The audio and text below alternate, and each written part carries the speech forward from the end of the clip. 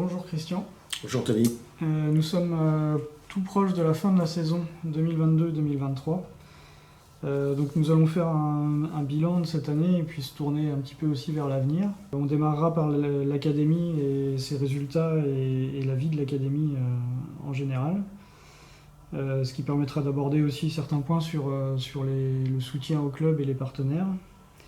Dans une deuxième vidéo, on fera un bilan sportif de la saison. On parlera aussi dans une troisième vidéo des organisations des grosses épreuves qui ont eu lieu cette saison au club.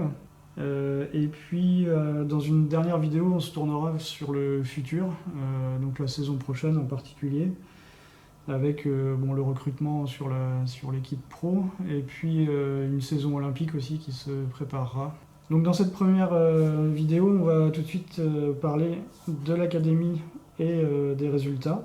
Voilà, quel bilan peut-on tirer de la vie de l'académie cette année? Comment a vécu le groupe? Comment est-ce qu'il était composé? Comment ça s'organise aussi concrètement? Et puis ensuite on parlera un petit peu des résultats, mais plutôt dans le bilan sportif. Mais voilà, en quoi consiste l'académie telle qu'elle est actuellement, dans son encadrement et puis dans la vie du groupe? Donc l'académie, elle a déjà une existence.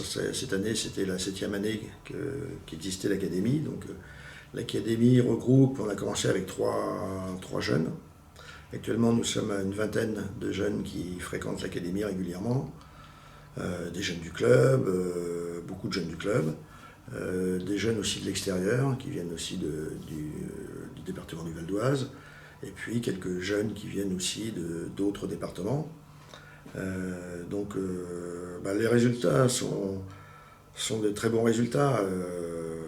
Nous, on a sur une vingtaine de jeunes, il y en a qui sont vraiment débutants, qu'on a pris qui sont poussins ou benjamin première année, mais on a une douzaine de jeunes qui jouent en national, on a 12 jeunes qui jouent en national 1 ou national 2. Donc c'est très bon résultat. Donc la plupart jouent d'ailleurs en national 1. Aux individuels. Aux individuels. Et on retrouve aussi ces jeunes, ceux qui font partie du club, se retrouvent aussi dans les équipes principales du club. Parce que on les retrouve en national 1 chez les garçons, national 2 chez les filles. On en trouve en pré-national, etc. Donc ils progressent, ils viennent maintenant, ils ont la possibilité et le niveau pour pouvoir jouer au plus haut, dans les meilleures équipes du club en tout cas.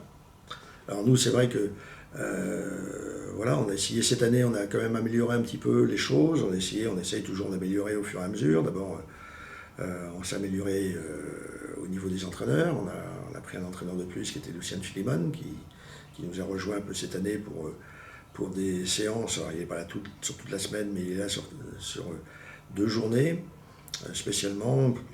Son travail est bien évidemment sur le coaching, sur l'entraînement, mais aussi sur l'analyse vidéo, puisque c'était quelque chose qui nous manquait un petit peu, qu'on a essayé de pallier cette année, en faisant que les jeunes puissent se voir, analyser leurs matchs, qu'ils prennent conscience de la façon dont ils jouent, comment le comportement, etc., qu'il y ait toutes les analyses possibles pour pouvoir s'améliorer dans leur compétition. Donc on a amélioré au niveau quantitatif et qualitatif aussi. On a aussi à s'améliorer, alors on est en partenariat, et bien évidemment ça se passe très bien avec l'école qui est partenaire avec nous pour la réalisation de ce centre d'entraînement. C'est l'école Saint-Martin de France qui est à vol d'oiseau à 300 mètres du club, même pas 200 mètres du club. Donc qui permet une certaine souplesse dans les horaires, une flexibilité qui permet aux jeunes donc cette année d'augmenter un petit peu le volume horaire en leur permettant de venir un peu plus le matin maintenant. Et puis qui a fait aussi un effort financier pour leur permettre, c'est une école privée bien évidemment, et donc leur donner, pour ceux qui viennent à l'académie, leur donner un petit quelque chose, ou en tout cas que ça leur revienne un petit peu moins cher. Voilà. Donc ça, c'est l'effort qu'ils font aussi de leur côté Donc ça se passe vraiment bien. Les professeurs sont à l'écoute quand on a besoin de quelque chose. Et donc toute cette harmonie fait effectivement, ça rejaillit sur tous. Pour progresser, il faut essayer d'avoir le moins de problèmes possible. Donc côté sportif, ça se passe bien. Côté encadrement, ça se passe bien. L'école, ça se passe bien. On a des bons rapports. Donc voilà. Bon, le club est derrière l'académie. L'académie fait partie, bien évidemment, du club. Mais le club est attentif parce que l'académie est quand même un gros poids et c'est une chose importante pour le club. C'est la relève pour beaucoup de jeunes, mais c'est aussi, il ne faut pas se le cacher, c'est aussi un poids financier qui pèse quand même qui pèse lourdement sur le club. Donc, Et du coup, à ce sujet-là, est-ce qu'on peut regretter justement un manque de soutien, alors que c'est un projet qui est pédagogique, local, qui concerne les jeunes qui, pour beaucoup, sont très proches. Alors, on a un joueur de la République dominicaine, mais voilà, c'est plus de l'ordre de l'exception. La plupart des jeunes sont quand même sur l'agglomération, on va dire. Et donc, voilà, sur un projet pédagogique, sur le développement individuel de tous ces jeunes-là, est-ce qu'on peut regretter un manque de soutien aussi voilà, dans l'aspect financier, parce que ça fait aussi vivre au niveau local, voilà, on a au moins 2 CDI sur l'encadrement qui font principalement, ou en tout cas en grande partie, qui sont occupés sur l'académie. On a des relanceurs, on a aussi des préparateurs physiques, donc tout ça a un coût aussi financier obligatoirement. Et voilà, qu'est-ce qu'on est en droit de regretter, j'aurais envie de dire, à ce sujet-là par rapport au manque de soutien. Comme tu le signales et le soulignes, effectivement, je le dis, ça a un coût financier, et quand on met autant de moyens sur une académie, sur un centre d'entraînement, presque autant, des fois même plus que des centres fédéraux, oui, ça a un poids financier. C'est un choix qu'on a fait de soutenir. On avait une équipe de Pro A, on avait une équipe de haut niveau, on avait des jeunes qui étaient performants. On s'est dit, le but du jeu, c'est essayer de faire progresser les jeunes. Ceux qui veulent bien venir au club, d'essayer de les amener aussi dans les équipes les plus performantes. Si un jour on peut avoir des joueurs qui jouent au plus haut niveau national, qui rejoignent nos équipes de Pro A, comme c'était le cas. Alors il n'était pas, à l'époque on n'avait pas ce centre d'entraînement, on avait un club performant au niveau des résultats des jeunes, mais on n'avait pas mis en place toute cette structure. Mais je pense à Danilo, qui a été, que tout le monde connaît, qui est arrivé au club en tant que Benjamin, première année, voire Poussin, et puis qu'on a accompagné jusqu'à la Pro A. Donc il a fait tout le parcours avec nous, il est dans l'équipe de France, jeune, cadet, junior, senior, il participe au championnat du monde, etc. Donc si on peut avoir d'autres personnes, alors, on sait que c'est une exception, il faut essayer que ça soit de moins en moins une exception, mais c'est quand même très très rare que quelqu'un arrive en Poussin et on l'amène sans changer de club, qu'il arrive en Pro A. Déjà, il faut pouvoir aller en Pro A, déjà la première chose. Et puis après, l'équipe de France et tout ce qui s'est passé après. Mais voilà.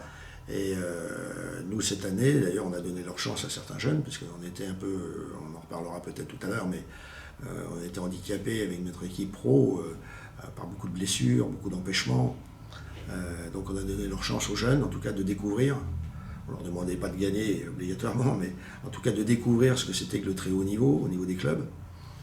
Donc les 3 jeunes, nos 3 juniors, nos 3 J1, ont pu jouer soit en Ligue des Champions, soit en Europe Cup, pour voir un petit peu. Et après ils ont joué avec leurs moyens, face à des professionnels. Ils ont vu aussi l'écart qui les séparait, ce qui restait à faire comme travail, s'ils voulaient y arriver. Mais voilà, donc oui, ça a un coût, et malheureusement, je dis que contrairement à ce que nous avait dit le président Gilles Herbe quand il s'est fait élire, en disant que il s'appuyait sur les centres d'entraînement des clubs, et puis surtout des clubs pro, de la Pro A, etc.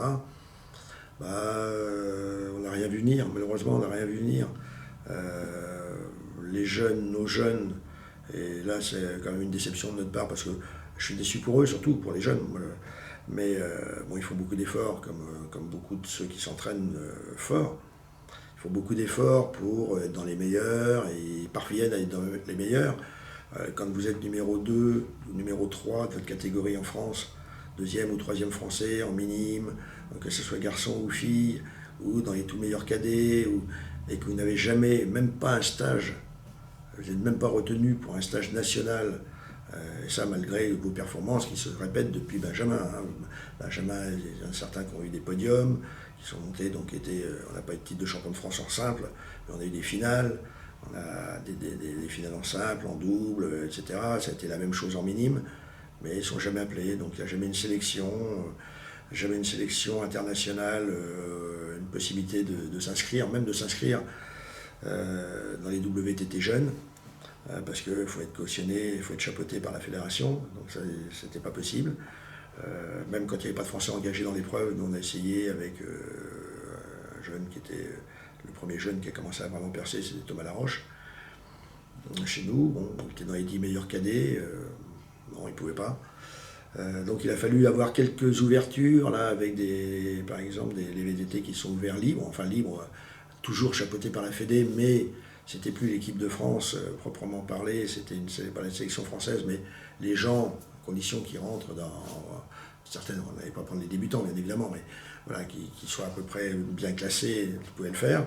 Donc là on en a profité et bon, on a réussi à avoir des résultats, hein, puisque nous on a eu Tania Maurice chez nous en minime pour la première participation au niveau international, est arrivé en demi-finale de WTT France à Metz. Voilà, quart de finale, je crois que c'était à Spa en Belgique. Voilà, Hélène Goudjil est rentré au Portugal, il a fait un quart de finale. Voilà, donc ils sont tout de suite.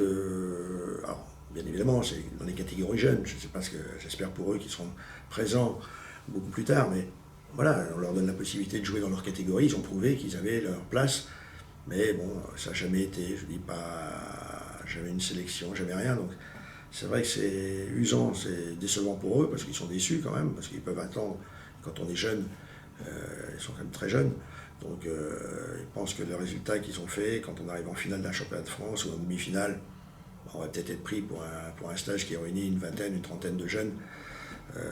Non, c'est pas le cas. Donc c'est un peu, voilà, je pense que les centres d'entraînement n'ont pas été des clubs ne sont pas respectés.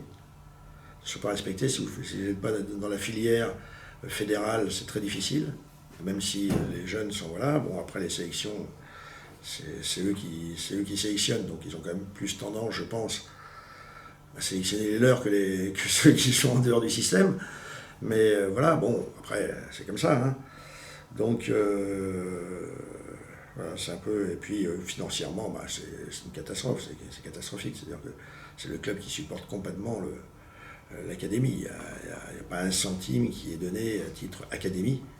On a quelques bourses par-ci par-là, encore il faut se battre pour des individuels, les jeunes dont j'ai parlé, des individualités, mais au niveau global, donner une aide pour que l'académie, la structure académie puisse se développer. Nous on a quand même un salarié et demi, on va dire, qui est essentiellement déjà basé sur l'académie, donc voilà, rien que ça, déjà c'est beaucoup, mais après, on a, comme tu l'as souligné, on a des vacataires, on a un préparateur physique, voilà, on met quand même des gros moyens. Et donc, on n'a ni d'aide du département pour ça, spécifique, ni d'aide de la région, ni d'aide de la fédération. Ce qui engendre au final un coût aussi pour les parents. Oui, bien sûr, c'est les parents qui, donc voilà, on essaye de minimiser au maximum les coûts, mais on ne peut pas aller non plus dans le rouge. Et mettre en péril le club pour ça. Donc c'est vrai qu'il y a un moment, ce qui est un peu dommage, bon, je dis soit la fédération, par l'intermédiaire, soit elle-même, soit par l'intermédiaire de ses ligues ou de ses départements, aide les clubs qui font des efforts, parce que ça rejaillit sur tout le monde. Hein. Quand nous, on a des bons joueurs, je vois vont se dérouler prochainement les interdépartementaux. Je crois qu'on a 9 sélectionnés, donc qui représentent le département, donc c'est pas rien. Je dis, si on n'était pas là, je pense que le niveau ne serait pas tout à fait le même. Hein. Donc voilà, ça rejaillit sur tout le monde, ça rejaillit sur la Ligue. On est là, on était aussi majoritaire au niveau des interligues, des interrégions, pardon. Ça ne s'appelle plus les interligues, les interrégions. Donc on était aussi majoritaire au nombre des sélectionnés. Mais voilà.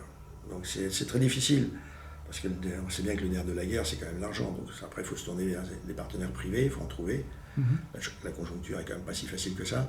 Cette année, d'ailleurs, on a une nouvelle personne qui rentre dans la recherche de... Ouais, alors c'est un bénévole, hein. C'est un bénévole, c'est pas son travail, mais qui vient un peu épauler, qui a quand même une expérience de la recherche un peu de partenaires, qui avait un travail à responsabilité, et voilà, qui nous apporte son aide.